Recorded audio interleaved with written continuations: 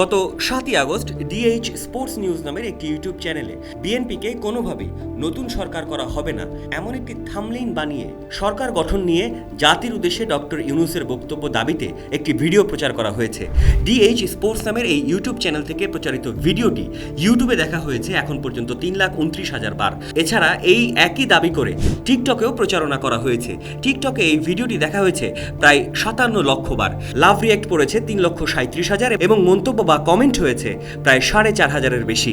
এছাড়া ভিডিওটি শেয়ার হয়েছে 13,000-এরও বেশি। ডক্টর মোহাম্মদ ইউনূসের আলোচিত সেই বক্তব্যের ফুটেজের উৎস অনুসন্ধান করতে গিয়ে সেটিকে স্টিল করে বা স্থিরচিত্র করে রিভার্স ইমেজ সার্চের মাধ্যমে দেখা যায় আলোচিত এই ভিডিওটি অক্সফোর্ড ইউনিয়নের ইউটিউব চ্যানেলে 2015 সালের 22 April professor Mohammad Yunus full address শীর্ষক শিরোনামে প্রচারিত একটি ভিডিওর সাথে মিল পাওয়া যায়।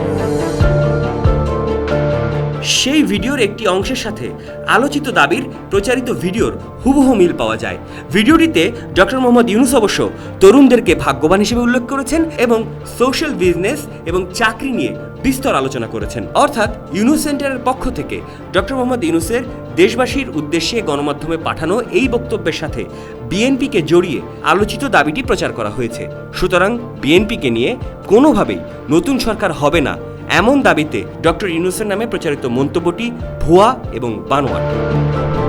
এদিকে প্রধান উপদেষ্টার নামে খোলা আরও দুটি পেজ থেকে কমেন্ট করে দাবি করা হয়েছে সকলের অনুরোধের ভিত্তিতে মোবাইল ব্যাংকিং বিকাশ এবং নগদ চালু করা হয়েছে এবং সেখানে একটি বিকাশ পার্সোনাল নাম্বার এবং একটি নগদ পার্সোনাল নাম্বার দেওয়া হয়। দেশের ফ্যাক্ট চেক করা প্রতিষ্ঠান রিউমার স্ক্যানারের অনুসন্ধান থেকে জানা যায় প্রধান উপদেষ্টার নামে যে ফেসবুক পেজ দুটি বন্যার্থীদের জন্য মোবাইল ব্যাংকিংয়ের মাধ্যমে আর্থিক সহায়তা চাচ্ছে সেই পেজ দুটি আসলে ভুয়া। আর্থিক প্রতারণার উদ্দেশ্যে ভুয়া নম্বরের মাধ্যমে এই পেজ দুটি চালানো হচ্ছে।